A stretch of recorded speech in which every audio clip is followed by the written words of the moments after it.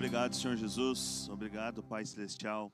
Obrigado, Espírito Santo, pela sua presença, Pai, com a sua graça, Pai, com o seu amor neste local.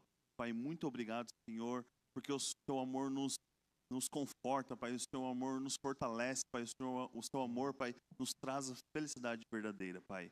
Sem Ti, nada somos. Muito obrigado, Senhor, por nos fazer pertencer à sua família. Em nome de Jesus, amém. Amém? Graças e paz, igreja. Eu convido você a se sentar. Fique à vontade. Aleluia.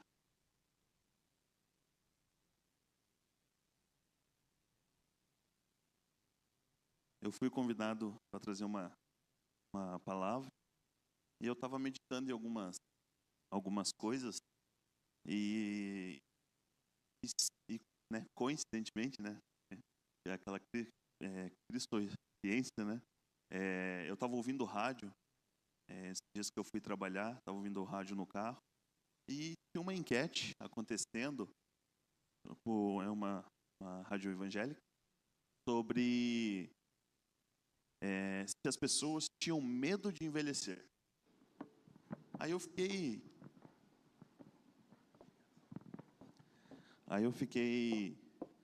encucado com aquilo, né? Puxa vida, as pessoas têm medo de envelhecer? Aí essa palavra medo, ela é uma palavra que todo mundo conhece, todo mundo sentiu, sabe o que é ter medo. E eu fiquei meditando e orei e fui lendo a palavra de Deus e montei uma mensagem em cima disso, para a gente meditar, porque o medo, ele é acho que o principal vilão que tem na vida do cristão. Você fala assim, não é o pecado? Não, Jesus levou o pecado, amém? A gente não tem a condenação pelo pecado, mas o medo, ele trava as pessoas, sejam as pessoas que estão dentro ou fora da igreja. E o título da mensagem que eu coloquei é assim: a fé versus o medo. Já vou contextualizar para vocês por que eu coloquei isso. Mas primeiro, para a gente ter base para entender essa mensagem, eu queria compartilhar com os irmãos uma coisa interessante. O ser humano, ele foi feito por Deus dividido em 3 partes. Ele foi dividido em corpo, alma e espírito. E coincidentemente, né, essas 3 partes são alimentadas. Nós precisamos do alimento físico, né, do arroz, feijão e tudo mais, para que a gente possa sobreviver. Então, o nosso corpo, ele precisa de alimento. O nosso espírito, ele precisa de alimento também, né? Se o pessoal da mídia conseguir colocar lá para mim, em João 6:51, está escrito assim: eu sou o pão vivo que desceu do céu. Se alguém comer deste pão, viverá para sempre. Este pão é a minha carne, que eu darei pela vida do mundo. Então, nós estamos comprovando através da palavra de Deus que a Bíblia, a palavra de Deus, é o nosso alimento para o nosso espírito. Amém? E nós temos a última parte do corpo, que é a alma, que também ela é alimentada. Mas como que ela é alimentada? Ela é alimentada pelos nossos sentidos. Ela é alimentada pelo nosso olhar, pelo nosso ouvir, pelo nosso tato. Então, toda vez que a gente vê alguma coisa, capta alguma informação, a nossa alma, ela é alimentada. Então, se eu estou vendo coisas, né, terríveis, guerras, destruição, miséria, fome, a minha alma está sendo alimentada com essa informação. Só que tem um problema. Toda vez que eu alimento minha alma, se o meu espírito não estiver forte, ele vai sendo suprimido. Então, é uma guerra dentro de cada ser humano, né? Quem domina o ser humano? É a alma ou o espírito? Amém? E o primeiro ponto da mensagem, eu coloquei razão mais espírito. Todo ser humano, ele vai ter a razão dentro dele. Mas que razão é essa? É ser um ser racional. você aprender a fazer coisas, você pensar em coisas, né? Por exemplo, você pega lá uma conta muito simples, pega 2 pães, né? Você fala assim, puxa, vai faltar pão para o pessoal comer aqui em casa, vou ter que ir na padaria pegar mais 2 pães. Então, se eu tenho 2 pães em casa, compro mais 2 pães, logo eu vou ter quantos pães? 4 pães. Isso é lógica, o ser humano tem dentro dele.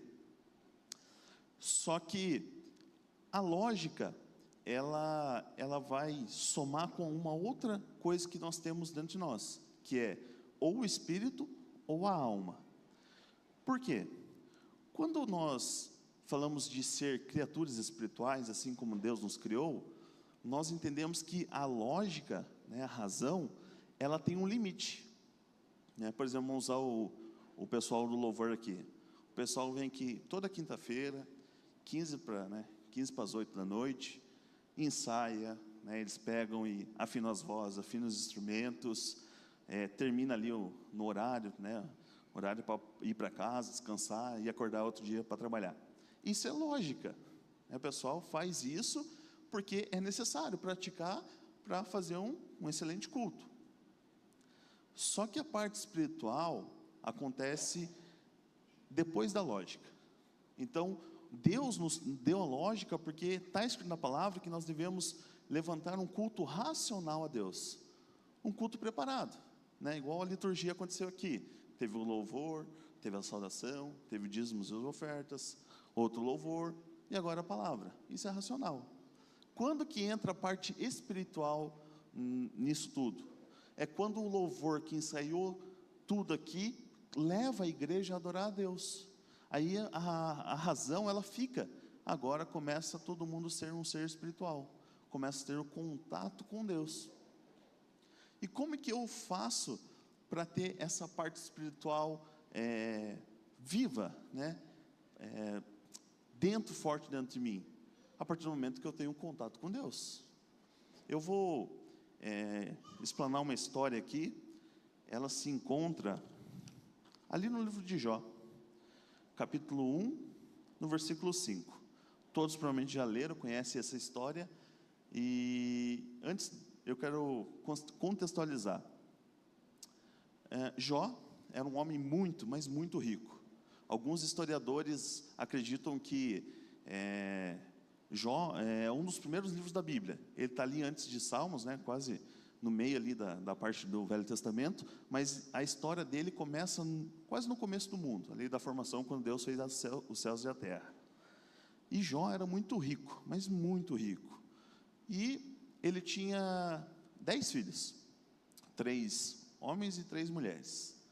E toda vez os filhos se reuniam para fazer festas, fazer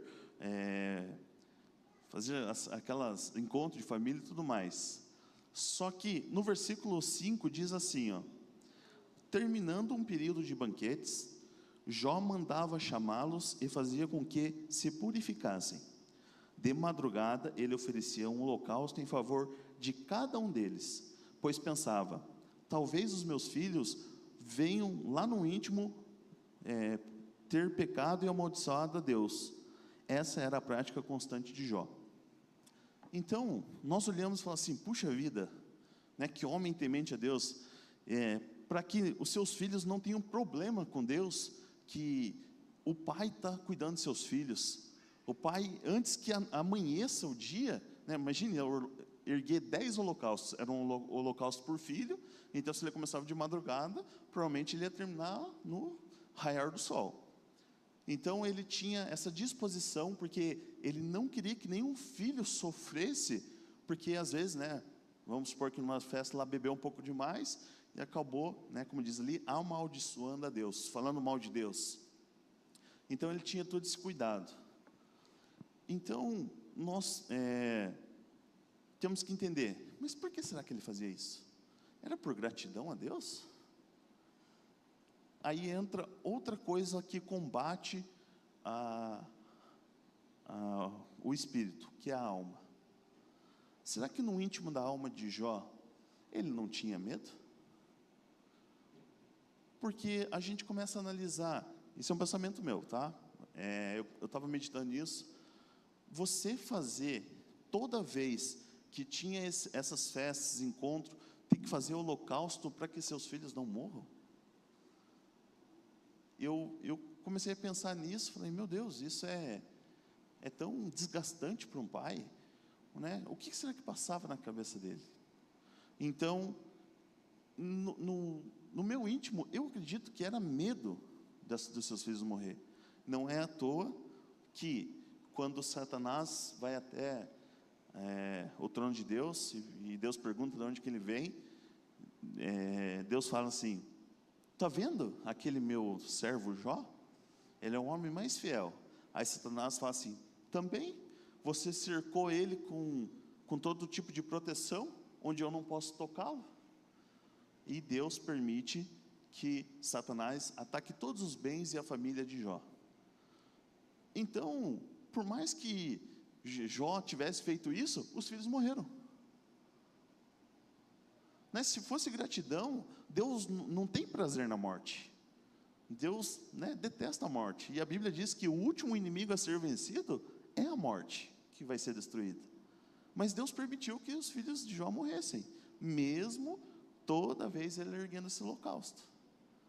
Então nós trazemos para nossas vidas, como que naquela época esse homem fazia tanta coisa e ainda o mal veio sobre ele, mas era um homem tão diligente, um homem tão cuidadoso, um homem temente a Deus. Então quer dizer que isso pode assolar o povo de Deus? Pode. Por conta de quem? Do medo. Existe uma briga interna entre, que nem eu falei, entre o ser humano, que é o espírito e a alma. O espírito se alimenta da palavra de Deus, mas a alma, ela se alimenta de informação, e ela é lógica. Então, por exemplo, uma pessoa fala assim, ouve uma notícia, está tendo guerra lá entre a Venezuela, se não me engano, e a Guiana, que estão brigando por causa de petróleo, e o Brasil está colado ali. Aí a pessoa, puxa, teve guerra lá na Ucrânia e na Rússia, teve guerra lá em Israel e Palestina, vai ter guerra no Brasil. Então a lógica leva, se esses países estão em guerra, o nosso país vai entrar em guerra. E ela acaba perdendo a esperança. Por quê? Porque é uma coisa lógica. A pessoa pode viver só com a lógica, só com a razão? Pode, mas ela vai ter limitação. Por exemplo, uma pessoa que vai ao médico e descobre uma doença muito grave, e o médico fala assim, sinto muito, você tem apenas 6 meses de vida, e não há o que fazer, não há tratamento, não há solução. Se a pessoa que ela vive pela lógica, e ela vai entrar em curto, ela vai entrar em desespero, porque ela vai pensar, não tenho o que fazer. Então a lógica tem um limite, a lógica ela é finita. Então se a pessoa quer ver pela lógica, pela razão, ela vai sofrer. Mas aí que tem a outra parte, que é o espírito. Quando a lógica para, a razão para, o espírito sobressai, porque o espírito não precisa de determinado tempo para acontecer, simplesmente acontece. Aí nós falamos que existe os milagres, né? Quantas vezes os irmãos já não ouviram histórias fantásticas, testemunhos fantásticos, que parecia, né, pessoas que ressuscitaram, que foram curadas de doenças incuráveis, né, que ficaram milionários da noite para o dia. Por quê? Porque não estão na lógica, estão no espírito.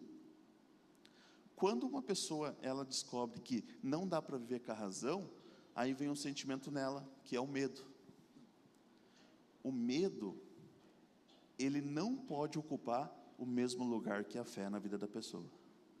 Aí entra o segundo ponto que eu coloquei aqui, a fé versus o medo. Dentro da pessoa só pode existir um dos dois. A razão existe, ela existe, Deus nos colocou porque ela é boa. A gente tem que fazer o nosso cotidiano, a gente tem que trabalhar, a gente tem que viver a cidade, dirigir, respeitar as leis, isso é lógica, é a razão. Mas se você alimenta o espírito, você vai ter fé dentro de você. Se você alimentar a alma, você vai ter medo. E aí? O que fazer? Ali em Jó, capítulo 3, 25, 26, diz assim: porque aquilo que eu temia me sobreveio, e o que eu receava me aconteceu. Nunca estive tranquilo, nem sosseguei, nem repousei, mas veio sobre mim a perturbação. Quando o Espírito sobressai em nós, e nós vivemos conforme a palavra de Deus, nós fazemos que a fé, ela cresça dentro de nós.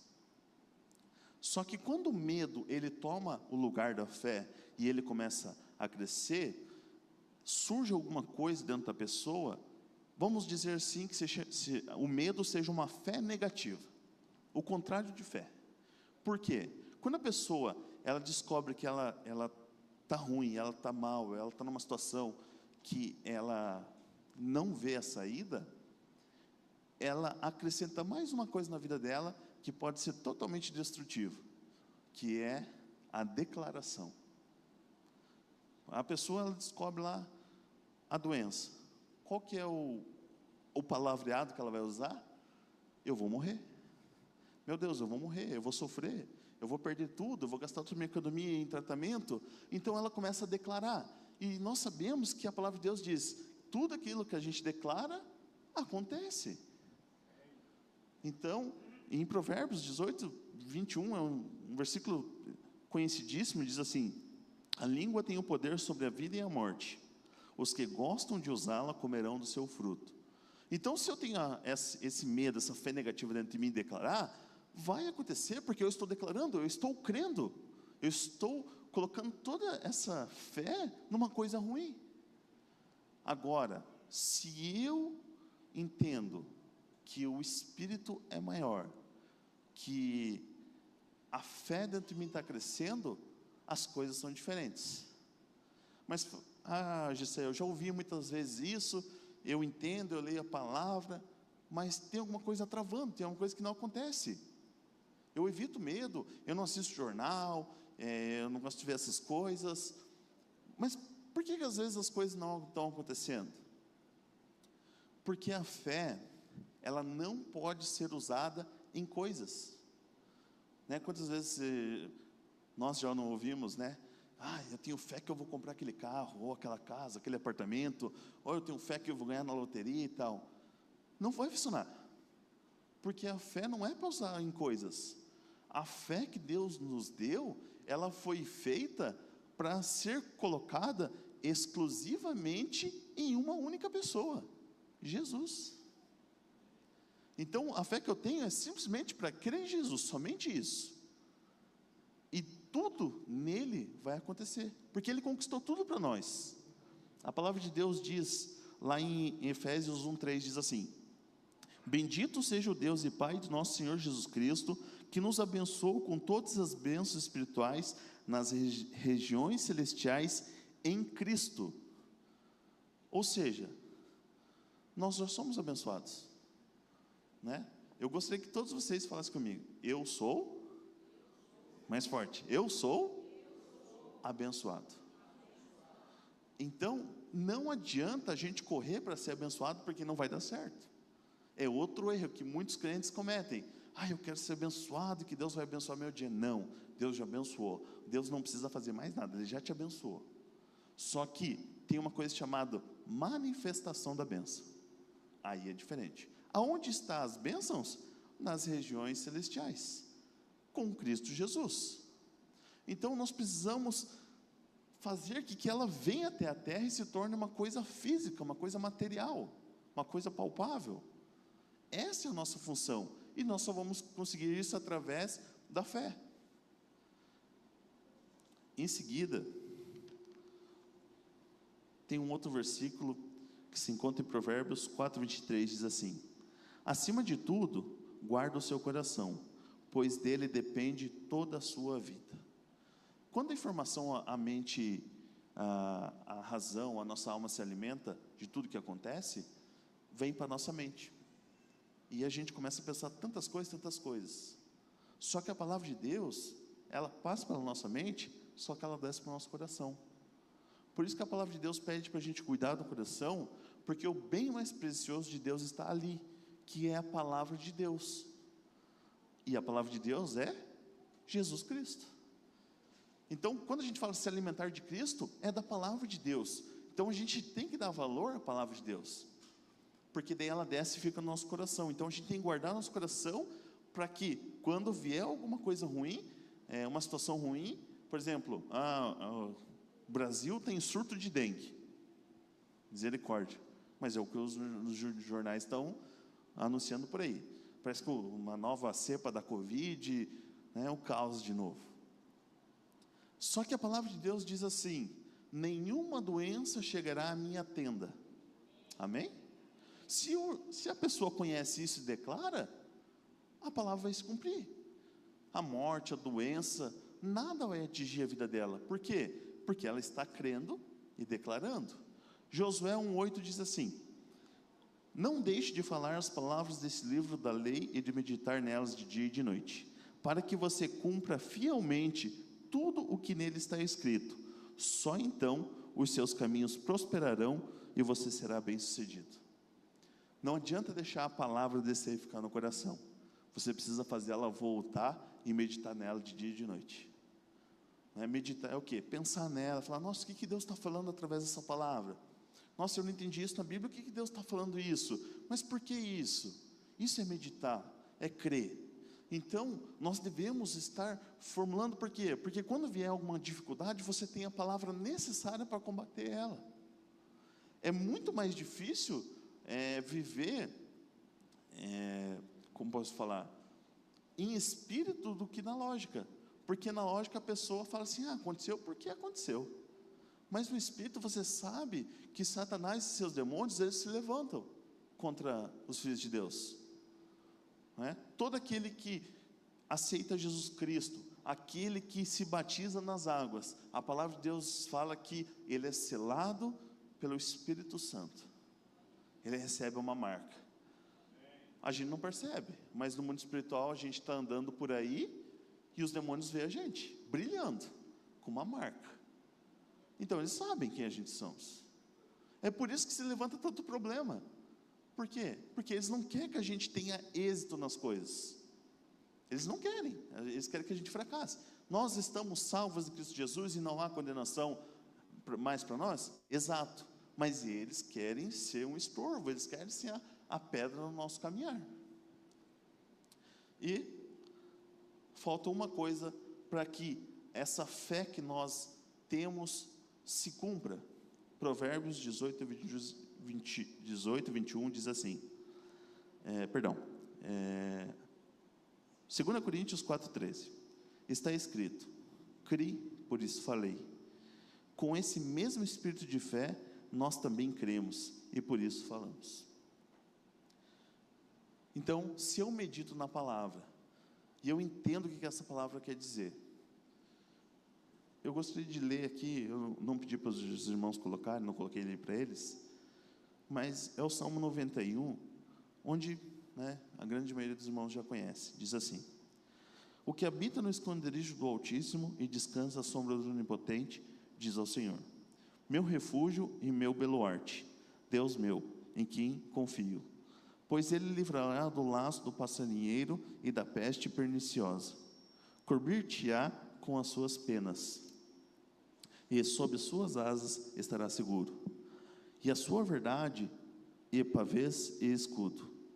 Não te assustará do terror noturno, nem da seta que voa de dia, nem da peste que se propaga nas trevas, nem da mortandade que assola ao meio-dia. Caiam 1000 ao teu lado e 10.000 à tua direita, tu não serás atingido. A palavra de Deus está falando que você pode andar à noite, dormir tranquilo à noite, andar pelo meio-dia, durante o dia, 10.000 pode cair à sua direita, 1.000 do seu lado, mas você não vai ser atingido. Por quê? Porque aquele que conhece o Deus que serve, sabe que Ele se preocupa com tudo que você faz, com cada pensamento, com cada gesto, com cada sonho, com cada palavra. Por quê? O nosso Deus, Ele está descansando, e não há maior prazer para Ele do que prestar atenção em nós, seus filhos. Ele deixou tudo preparado para a gente, então Ele se preocupa, como eu gosto de falar, muitas pessoas, elas veem aquele Deus tão longe, né? Aquele senhor, cabelo branco, né? Que parece ter o Papai Noel sentado lá, que não quer nada com nada. Não. O Espírito Santo, o Espírito de Deus, é Deus. E quando Jesus falou que ia deixar o Consolador, Ele falou que ia deixar do seu lado, porque Ele é onipotente, onipresente, onisciente. Ele está a todo momento ao nosso lado. Então Ele se preocupa. Eu vi um vídeo algum tempo atrás, que tipo um teatro, onde uma pessoa, né, se veste de Jesus, e as pessoas estão andando e Ele está junto. As pessoas não percebem, mas Ele está andando. Aí aparece Ele lá no nascimento de uma criança, junto, num casamento, até com os coletores de lixo Ele está junto, porque é assim. Ele se preocupa, Ele está descansando, mas o prazer dele é estar conosco. Às vezes a gente ignora, porque a gente não tem esse senso. A gente é humano, a gente é falho, a gente acaba esquecendo. Aí vem o problema, e às vezes a gente esquece de lutar com esse problema, e fala assim, não, está amarrado, isso aqui não é para a minha vida. Eu não aceito isso na minha vida. Uma tragédia, não aceito. Sabe, começar a declarar, para que as coisas realmente comecem a acontecer. E ali esse culto de curas e milagres, ele é diferente. Por quê? Porque algumas pessoas, elas deixam de crer. Às vezes a pessoa entrou na igreja, está ali participando, mas ela não está recebendo. Alguma coisa dentro dela trava. A igreja, ela tem que entender a importância desse culto. Porque além de ser um culto evangelístico, de trazer pessoas, às vezes, que não entendem, que elas querem ser curadas, elas querem ser tratadas, ela quer que a sua vida, né, financeira deslanche, tenha um renovo, uma saída, a igreja fala assim, não é importante, eu participo do culto de domingo, está tudo certo. Mas não. Mas é esse culto que às vezes você entende aquela palavra que vai mudar toda a sua vida. Né? A palavra está ali. Ela fala assim, não é importante. Claro que é. É o nosso culto a Deus. E Deus, na sua grandiosa, né, no seu grandioso poder, no seu amor, onde nós deveríamos só entrar e louvar e agradecer a Deus, Deus permite que Ele nos dá uma palavra para que a gente cresça como filho. Né? A gente deixe de ser meninos na fé e virem homens na fé. Então, esse culto incentive outras pessoas a virem. Não é? A gente coloca nos grupos familiares lá e tudo mais, convida a igreja, para que eles entendam, é importante estar num culto desse, uma vez por mês. Né? Normalmente, né, quando o dia 1 não cai no domingo, ele sempre vai ser o primeiro culto do mês. Ou seja, seriam as primícias que as pessoas deveriam dar a Deus, né, do seu tempo, da sua disponibilidade. Então é importante a gente pensar em algumas coisas que a gente acaba esquecendo. Amém? Então, eu peço que o grupo de louvor possa vir ali, já estou encerrando. Vai sempre ter um conflito entre alma e espírito. Um dos dois vai querer estar no controle. O espírito, ele vai trazer sempre a fé. A alma, ela sempre vai trazer o medo. E Deus já disse, Jesus já disse ali que Ele não nos colocou um espírito de covardia dentro da gente, mas um espírito forte, o Espírito Santo de Deus. Amém? Eu peço que você fique de pé no seu lugar. Se você tem alguma questão que você queira falar com Deus, coloque na sua mente, traga aquilo. Você fala assim, não é impossível, tá, irmão? Tire essa palavra diante de Deus. Para Deus nada é impossível. Tá bom? Deus, Ele trabalha de multiformas. Você fala assim, tem que ser desse jeito para resolver o meu problema. Não, Deus age do jeito dele, no tempo dele. Mas não deixe de crer que Deus pode fazer isso. Se você dá permissão, você dá crédito para Deus, as coisas mudam. Vamos agradecer a Deus, vamos orar. Então, declare a Deus aquilo que você precisa, que Ele está aqui. Né? Você vai sair daqui e Ele vai estar contigo. Você vai dormir e Ele vai estar cuidando de você e da sua família. E quando você acordar amanhã, Ele vai ser o primeiro a te ver e vai estar muito feliz. Ele vai estar feliz porque você está com Ele. Amém? Pai Celestial, no nome do Senhor Jesus, pela graça e a comunhão do Espírito Santo que aqui está conosco, Pai, nós te agradecemos por este culto, por este momento, por essa palavra, Senhor, pela fé, por um dia, Pai, porque um dia nós estávamos perdidos, nós, Pai, éramos, Pai, escravos do pecado, da destruição, do mal, e estávamos condenados. Mas, Pai, pelo seu sacrifício, Pai, pela sua gentileza, pelo seu amor, o Senhor nos salvou. E hoje, Pai, o Senhor está conosco e nos quer tão bem, Pai. O Senhor nos quer tão bem. Pai, eu declaro aqui, Pai, sobre a vida dos nossos irmãos que estão aqui na igreja, que estão assistindo ou que vão assistir mais tarde, que aquele ponto específico, Pai, que cada irmão precisa ser resolvido, que seja resolvido.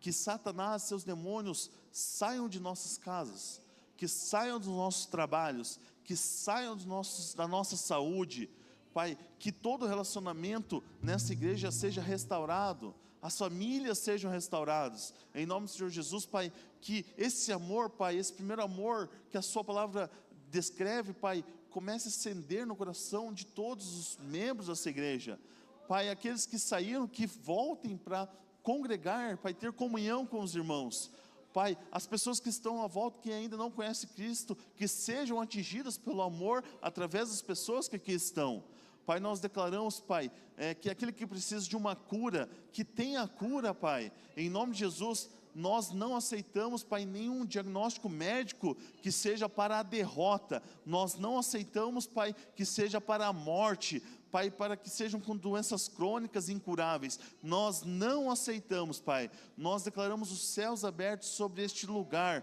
Pai. Nós declaramos, Pai, uma semana que começará amanhã extremamente abençoada, com vários testemunhos, Pai. Nós somos uma igreja, Pai, que estamos orando e pedindo, Pai, clamando pela vida dos nossos irmãos, Pai, orando para que eles entendam o seu amor perfeito, incondicional para cada um. Em nome do Senhor Jesus, Pai, nós oramos, Pai, nós declaramos, porque nós temos a razão, porque o Senhor nos deu a razão para orarmos assim, mas nós cremos, porque o Espírito sobressai sobre a razão, por isso nós cremos, Pai, em nome de Jesus. Muito obrigado, Pai, por nos ouvir, Pai, muito obrigado, amém, Jesus. Meu irmão, vamos adorar a Deus, continue abençoados.